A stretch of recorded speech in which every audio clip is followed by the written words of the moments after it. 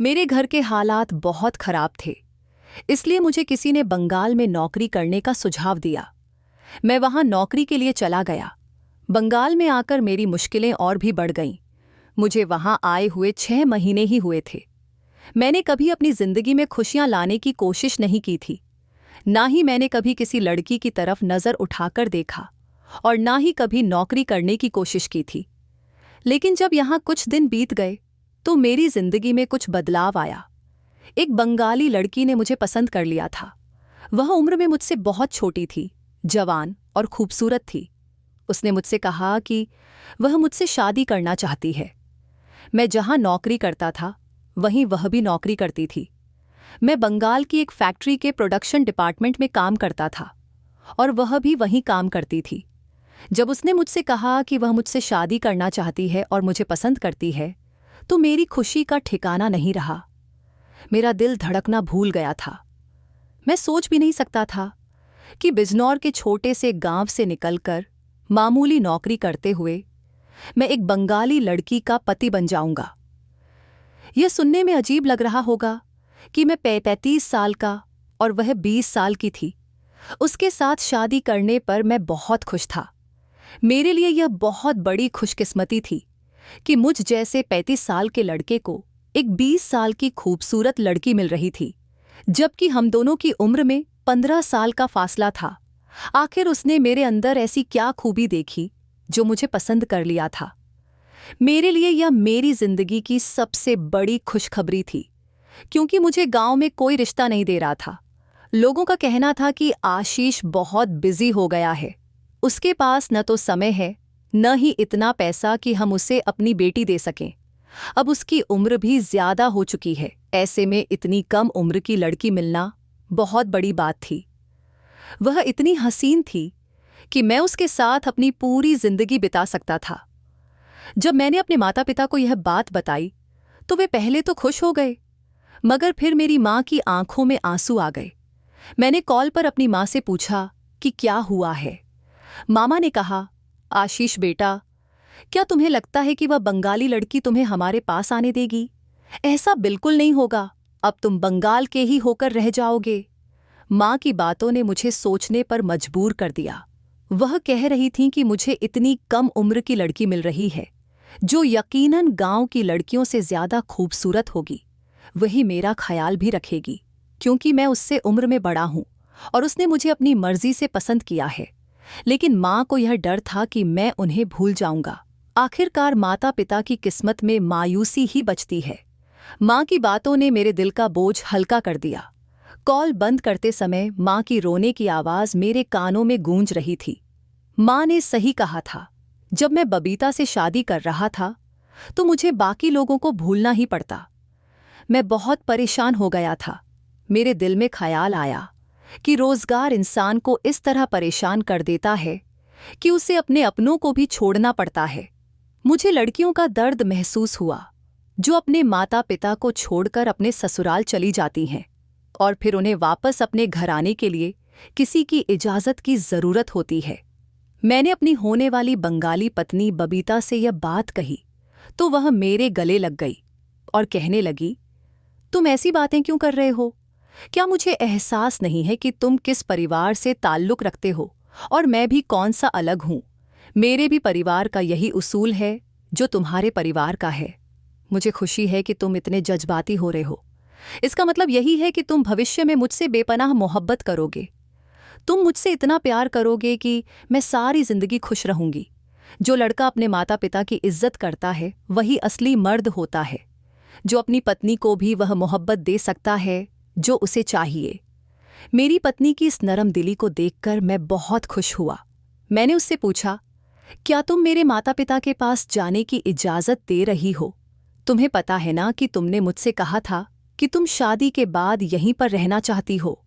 तो वह कहने लगी, अरे मेरे बेवकूफ़ पति, मैं तुमसे कहना चाह रही हूं कि तुम अपने माता पिता को यहाँ बंगाल बुला लो। वैसे भी वे घर पर रहकर क्या करेंगे? तुम उनके इकलौते बेटे हो। अब वे वहाँ अकेले रह गए हैं। तुम चाहो तो उन्हें यहाँ पर बुला सकते हो। तुम ही कहते हो कि तुम्हारे रिश्तेदार अच्छे नहीं हैं और ना ही उनका व्यवहार तुम्हारी फैमिली के साथ अच्छा है। तो वहां पर अकेले रहकर तुम्हारे पेरेंट्स क्या करेंगे? तुम उन्हें यहाँ पर बुला लो और हम उनकी मौजूदगी में यहाँ पर शादी कर लेंगे। बबीता की बातें मुझे बहुत अच्छी लगीं। मैंने अपने पेरेंट्स को यह गुड न्यूज़ सुना दी। मेरे पेरेंट्स के आने जाने का सारा खर्चा बबीता ने उठाया। उसके पास पैसों की कमी नहीं थी, क्योंकि वह मुझसे पहले से ही फैक्ट्री में काम कर रही थी। वह 18 साल की उम्र से ही इस फैक्ट्री में काम कर रही थी और मुझे तो वहां आए सिर्फ 6 महीने ही हुए थे, इसलिए मेरी सैलरी उससे कम थी। शायद बबीता को ऐसा मर्द चाहिए था जो उसके साथ चलता हुआ अच्छा लगे। मेरी उम्र 35 साल थी, लेकिन मेरी हाइट और हेल्थ कम थी, इसलिए मैं भी कम उम्र का ही लगता था। मैं कोई बड़ा आदमी नहीं, बल्कि कम उम्र का लड़का ही लगता था। गांव के लोग अपनी बेटियों को मुझे नहीं देना चाहते थे। अब मेरे पास एक ऐसी लड़की थी जो मुझे पसंद करती थी और मुझ पर जान छिड़कती थी। मैंने अपने पेरेंट्स को 1 हफ्ते के अंदर ही बंगाल बुला लिया। यह सब देखकर हमारे रिश्तेदार भी हैरान रह गए कि आशीष की किस्मत जाग गई है। उसने बंगाली लड़की से शादी कर अपने माता पिता को भी वहीं पर बुला लिया। मेरे पेरेंट्स यहाँ पर आए और उनकी मौजूदगी में हमारी शादी हो गई। शादी वाले दिन मैं बहुत खुश था। मुझे यकीन नहीं हो रहा था कि यह सब कुछ हकीकत में हो रहा है या कोई सपना। मेरी पत्नी ने मुझसे कहा कि वह मुझसे सिर्फ प्यार और इज्जत चाहती है। रात के 2 बज रहे थे और वह मेरे सामने बैठी हुई थी। वह बहुत खूबसूरत लग रही थी, किसी खूबसूरत गुड़िया की तरह। ऐसा लग रहा था जैसे कोई मासूम परी मेरे सामने बैठी हुई है। मैं भी बहुत स्मार्ट लग रहा था और महंगे कपड़े पहने हुए था, लेकिन मैं अनपढ़ ही था। मेरे अनपढ़ होने का सबूत यह था कि मैंने अपनी पत्नी के लिए जो गिफ्ट लिया था उसे मैंने सिर्फ एक छोटी सी थैली में रख लिया था। न उसे बॉक्स में रखा और ना ही उसे पैक करवाया, जबकि मेरे पास एक थैली में अलग से पैसे भी पड़े हुए थे जो मैं आज सुबह ही लेकर आया था। यह भूल गया था कि मेरी पत्नी को चॉकलेट पसंद है। उसे चॉकलेट और टेडी बेयर से प्यार है, जबकि मैं उसके लिए पैसे लेकर आया था और मैंने एक छोटा सा आर्टिफिशियल सेट भी उसके लिए ले लिया था। वैसे भी हम जैसे लोगों की फितरत कहीं भी जाकर नहीं बदलती। मैंने भी बिना सोचे पैसे अपने पास इसलिए रखे थे कि वह जो चाहेगी अपने लिए ले आएगी। यह भूल गया था कि उसके पास पहले से ही बहुत सारे पैसे हैं। मेरी पत्नी के हाथ में पहले से ही एक छोटा सा बॉक्स मौजूद था। शायद वह भी मुझे कोई गिफ्ट देना चाहती थी। जब मैंने उसके हाथ में वह गिफ्ट देखा तो अपने पैसे देने का इरादा बदल लिया। सोचा कि उसे पैसे नहीं दूंगा, लेकिन वह मेरे हाथों में थैली देख चुकी थी, जिसमें से एक में ज्वेलरी सेट था और दूसरे में पैसे थे। उसने मुझसे पूछा, आशीष इसमें क्या है? तो मैंने उसे बता दिया कि यह मैं तुम्हें देने वाला था। मैंने ज्वेलरी सेट तो उसे दे दिया, उसे पसंद आया, लेकिन दूसरी वाली थैली के बारे में मैंने कहा कि इसे तुम कहीं रख दो, यह मेरा रोज का जेब खर्च है। बबीता कहने लगी, मुझे तो लगा था कि तुम मेरे लिए कोई स्पेशल गिफ्ट लेकर आए हो। वह ज्वेलरी सेट भी मामूली सा ही था। उसे अच्छा तो लगा था, लेकिन वह उसे देखकर ज्यादा खुश नहीं हुई थी। मैंने उससे कहा, माफ करना बबीता, मैं अपने पेरेंट्स की वजह से शायद सब कुछ भूल गया था कि मुझे तुम्हें कोई स्पेशल सरप्राइज देना है, लेकिन मैं तुम्हें कल इससे भी अच्छा गिफ्ट कर दूंगा जो तुम्हें बहुत पसंद आएगा। मैंने चिकनी चिकनी बातों में उसे मना लिया और उसकी नाराजगी भी दूर हो गई थी। वह सब कुछ भूलकर मेरे गिफ्ट के बारे में सोचने लगी। मैंने गद्दे के नीचे हाथ बढ़ाया और उससे कहा कि मैं ये सारे पैसे गद्दे के नीचे रख रहा हूं। तब उसका चेहरा उतर गया। ऐसा लग रहा था जैसे वह नहीं चाहती थी कि मैं गद्दे के नीचे सामान रखूं। वह शायद मुझे अपने पास नहीं आने देगी। इस शादी का कोई मकसद होगा जैसे उसने शादी की, वरना मेरे बढ़ाने पर वह मुझे इतनी अजीब नज़रों से नहीं देखती। मेरे दिल में हजारों सवाल आ रहे थे। बबीता कहने लगी, ये तुम क्या कर रहे हो? गद्दे के नीचे क्यों रख रहे हो? उसने मुस्कुराकर मुझसे पूछा। मैंने कहा, तो फिर कहाँ रखूं? तो वह कहने लगी, लव में, अपनी अलमारी में रख देती हूं। उसने मुस्कुराकर जवाब दिया और अपनी अलमारी खोलकर उसमें रख दिया। मैं कब सो गया मुझे पता ही नहीं चला। सच पूछो तो मुझे याद ही नहीं कि मैं कब सो गया। जब मैं सुबह उठा तो मेरी पत्नी मेरे सामने बैठी हुई थी और मुस्कुराते हुए मुझे देख रही थी और कहने लगी, जल्दी उठो आशीष, बहुत देर हो रही है और हमें फैक्ट्री भी जाना है। सब लोग हमारा वहाँ इंतज़ार कर रहे होंगे और तुम्हारे पेरेंट्स भी यही सोचेंगे कि मैंने उनके बेटे को कौन से छीन लिया। तो चलो जल्दी उठाओ, पहले ही बहुत देर हो गई है।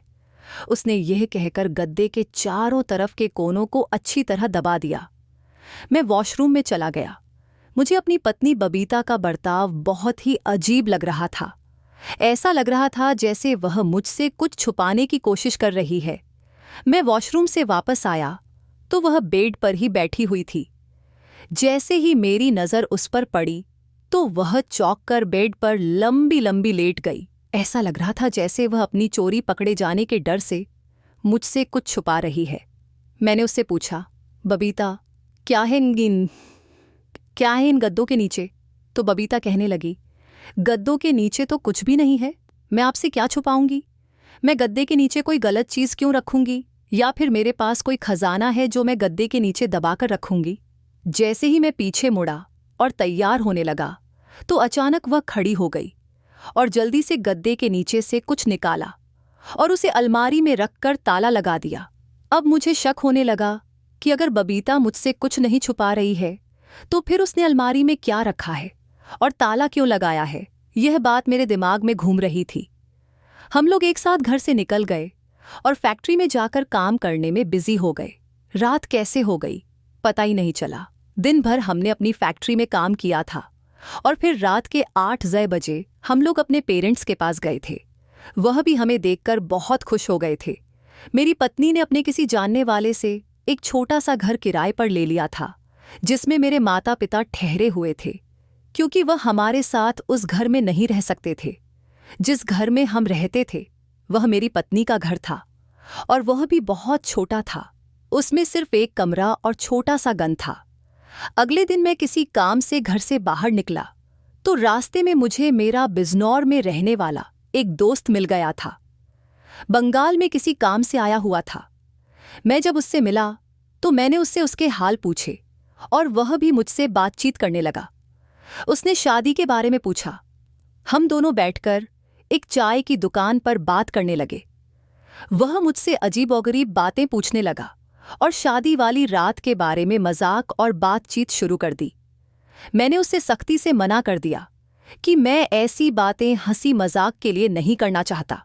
मैं और मेरी पत्नी 2 शरीर एक आत्मा हैं, तो हम एक दूसरे की इज्जत करते हैं।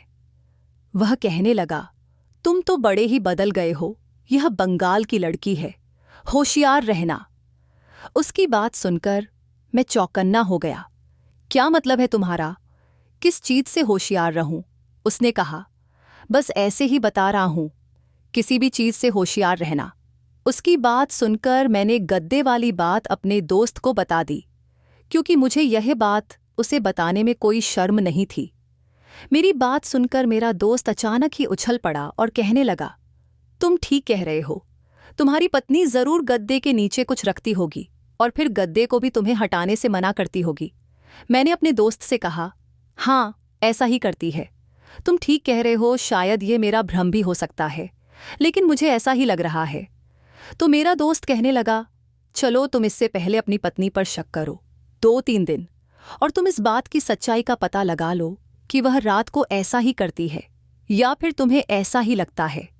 मैंने उससे कहा, ठीक है, मैं किसी दिन गद्दा ही उठाकर देख लूंगा कि आखिर वह उसके नीचे क्या रखती है और वह रात को भी सोने से पहले बड़ी अजीब सी हरकतें करती है। मैंने अपने दोस्त को बताया। उसने कहा, ठीक है, तुम 2-3 दिन उसको आजमा कर देखो, उसके बाद तुम किसी नतीजे पर पहुंच सकते हो। रात हुई तो मुझे किसी और चीज से ज्यादा बबीता के बिहेवियर में रुचि थी कि वह गद्दे के नीचे क्या रखती है। फिर वही हुआ। रात हुई तो बबीता का बिहेवियर अजीब सा हो गया। बाकी सारी बातें तो वह मेरी मानती थी, किसी चीज पर उसे कोई ऐतराज नहीं था, लेकिन गद्दे के साथ वही राज रख रही थी। गद्दा तो वैसे चादर से दबा रही थी जैसे उसके नीचे कोई खजाना हो, और वह अपनी साइड की तरफ वाले गद्दे के साथ ही ऐसा करती थी। मुझसे कहने लगी, आशीष, इधर होकर लेटो, ये क्या कर रहे हो? उसने मुझे अपनी जगह से हटा दिया और कहने लगी, मैं देख रही हूं कि तुम मेरी जगह पर लेटने की कोशिश कर रहे हो, बहाने से गद्दे के नीचे देखना चाहते हो। प्लीज तुम ऐसा मत करो, मैं तुम्हारी पत्नी हूं और मुझे तुमसे ज्यादा घर की साफ सफाई का ध्यान रहता है। मेरी साइड का बिस्तर बिल्कुल ठीक था। वह मेरे पास आकर लेट गई और मेरे बाजू पर अपना सिर रख लिया। मैं मजबूर था। शुरू में कोई भी इतना कंफर्टेबल नहीं होता कि हर बात कह सके। मैं भी खामोश हो गया और वह मेरे बाजू पर सिर रखकर सो गई और मैं भी सो गया। सुबह उठने पर मुझे याद आया कि कल रात क्या हुआ था। मेरी पत्नी ने किस तरह से सामान गद्दे के नीचे से निकाला और अलमारी में रखकर ताला लगा दिया। अब यह बात साफ हो चुकी थी कि वह जरूर गद्दे के नीचे कुछ रखती है और मुझसे छुपाती है। अगले दिन मैंने अपने दोस्त करण को फैक्ट्री के बाहर बुलाया और उसे यह बात बता दी। करण ने कहा, तुम्हारी पत्नी का कोई न कोई मकसद होगा। अब तो तुम्हें उसकी सच्चाई का पता लगाना ही होगा कि वह गद्दे के नीचे क्या रखती है और क्यों रखती है। कर्ण की बातें मुझे डरा रही थीं। उसने कहा, सोचो तो सही, एक लड़की जिसके पास सब कुछ है, वह तुमसे क्यों शादी कर रही है? कहीं वह कुछ और तो नहीं करने जा रही? कर्ण की बातें सुनकर मैं सोच में पड़ गया। मैंने उससे कहा, तुम्हारा क्या मतलब है कि वह क्या करेगी? कर्ण ने कहा, मैं तुम्हें बेवजह के शक में नहीं डालना चाहता, लेकिन तुम्हें खुद भी अजीब लगता है कि वह गद्दे के नीचे कुछ रखती है। अब यह तुम्हें पता लगाना होगा कि वह क्या रखती है और क्यों रखती है। कर्ण की बातें सुनकर मैंने सोचा कि अब मैं घर जाकर गद्दे को उठाकर देखूंगा कि वह उसके नीचे क्या रखती है। जब मैंने पीछे मुड़कर देखा तो मेरी पत्नी वहीं खड़ी थी और सारी बातें सुन रही थी। मुझे उसे देखकर बहुत शर्मिंदगी महसूस हो रही थी। मेरे दोस्त को भी अंदाजा हो गया था कि मैं अपनी पत्नी के सामने शर्मिंदा हो रहा हूं। उसने कहा, तुम अब जाकर गद्दा हटाकर देखना और कहना कि मुझे बस यही जानना था कि गद्दे के नीचे क्या है। मेरे दोस्त की बात सही थी। अब मैं सोचने लगा कि मेरी पत्नी ने मुझ पर कोई एहसान नहीं किया। शादी तो उसने मुझसे अपनी मर्जी से की थी। अब उसे मुझसे कोई भी बात छुपानी नहीं चाहिए। शाम को जब हम घर आए तो मेरी पत्नी ने मुझसे पूछा, क्या हुआ? आप कुछ परेशान लग रहे हो। मैंने कहा, मैं परेशान नहीं हूं, लेकिन हैरान जरूर हूं। तुम गद्दे के नीचे क्या रखती हो? उसने कहा, मैंने सब कुछ सुन लिया है। आपने अपने दोस्त से जो भी कहा उसे मैंने सुना। मैंने कहा, हाँ, तुमने सही सुना है। इसमें बुरा क्या है? मुझे खुद बता दो कि तुम गद्दे के नीचे क्या रखती हो। मेरी पत्नी हंसकर कहने लगी, अरे, तुम्हें किसने कहा कि तुम गद्दे के नीचे ना देखो? मैं बेवजह ही तुमसे छुपा रही थी, क्योंकि मुझे ऐसी बातें करना अच्छा नहीं लगता। तुम खुद देख लो कि गद्दे के नीचे क्या है। उसने गद्दे को उठाया और जमीन पर रख दिया। गद्दे के नीचे कुछ भी नहीं था। मैंने कहा, हाँ, मगर तुम रात को जरूर कुछ रखती हो। वह कहने लगी, आशीष, मैं झूठ नहीं बोलती। अगर गद्दे के नीचे कुछ रखूंगी तो तुम्हें क्यों नहीं बताऊंगी। अगली बार जब मैं रखूंगी तो तुम खुद ही देख लेना और उसी समय मुझसे पूछ लेना कि मैं क्या रखती हूं और क्यों रखती हूं। मैंने कहा, चलो अच्छा है, उम्मीद है कि तुम मुझसे कुछ नहीं छुपाओगी। कुछ दिन बाद हमारी शादी का 1 महीना पूरा हो गया। मुझे कमरे में आते ही नींद आ जाती थी और सुबह उठने पर याद भी नहीं रहता था कि रात कैसे गुजरी। अब मुझे परेशानी होने लगी थी। मुझे पता लगाना था कि मेरे साथ क्या हो रहा है। मैंने सोचा कि शायद मेरी पत्नी मुझे चाय में कुछ मिलाकर दे रही होगी या मेरे साथ कुछ ऐसा कर रही है जिससे मुझे नींद आ जाती है। मैंने बहुत कोशिश की, लेकिन नाकाम रहा। मैं सारा दिन सावधान रहता कि अपनी पत्नी के हाथ से कुछ भी न खाऊं न पीऊं। एक दिन तो ऐसा हुआ कि मैं बाजार से खाना लेकर आया और हम दोनों ने वही खाना खाया। उस दिन भी जब मैं घर के अंदर दाखिल हुआ तो मुझे आते ही नींद आने लगी। लेकिन अच्छी बात यह हुई कि उस दिन मेरी सुबह 6 बजे ही आंख खुल गई। सुबह जब मैं उठता था तो मुझे अच्छा महसूस होता था। फिर रात की किसी भी बात के बारे में सोच ही नहीं पाता था। मैं ज्यादा से ज्यादा अपने काम पर ध्यान देता और मेरी पत्नी भी ऐसी ही थी। वह मेरे साथ फैक्ट्री जाती और अपने काम में दिन भर बिजी रहती। रात को घर आते ही वह हम दोनों के लिए खाना बनाती। मैं भी कभी कभी उसके काम में हाथ बंटा देता। आखिरकार मैं अपनी पत्नी से पूछने पर मजबूर हो गया। मैंने उससे बहुत प्यार से पूछा, मेरी जान, मुझे बताओ कि तुम ऐसा क्या जादू करती हो कि मैं कमरे में आते ही सो जाता हूँ, और गद्दे वाली बात तो मैं भूल ही गया हूँ। तुम गद्दे के नीचे क्या रखती थी? मेरी बात सुनकर वह हंसने लगी और कहने लगी, देखो, अगर तुम्हें लगता है कि मैंने तुम पर कोई जादू किया है तो यह गलत है। मैं जादू जैसी चीजों पर विश्वास नहीं करती। हाँ, पर एक जादू मैंने तुम पर जरूर किया है। मैंने घबराते हुए पूछा, क्या?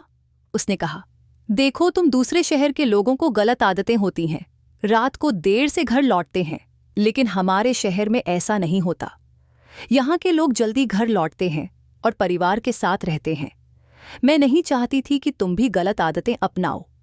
उसने कहा, जब हम फैक्ट्री से आते थे तो तुम खाना खाने के बाद बाहर चले जाते थे और मैं घर में अकेली रह जाती थी। मुझे यह तरीका बिल्कुल पसंद नहीं आया।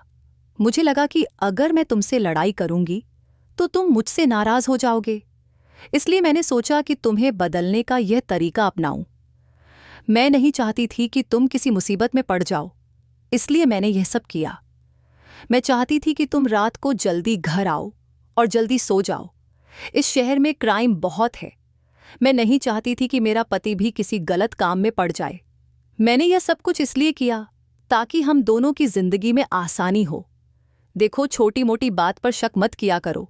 अगर तुम मुझसे पूछ लेते तो मैं तुम्हें साफ साफ बता देती, लेकिन तुमने सबसे पहले यह बात अपने दोस्त को बताई और फिर मुझसे सवाल किया। अपनी पत्नी की बात सुनकर मैं शर्मिंदा हो गया। सच में, हम कभी कभी छोटी सी बात को बड़ा बना देते हैं और हमारे रिश्ते की खूबसूरती को छुपा लेते हैं। मैं आप सभी से कहना चाहूँगा कि अगर आपको किसी पर शक हो तो उससे बात करें और सब कुछ साफ कर लें। छोटी छोटी बातें हमारे रिश्ते को बर्बाद कर सकती हैं।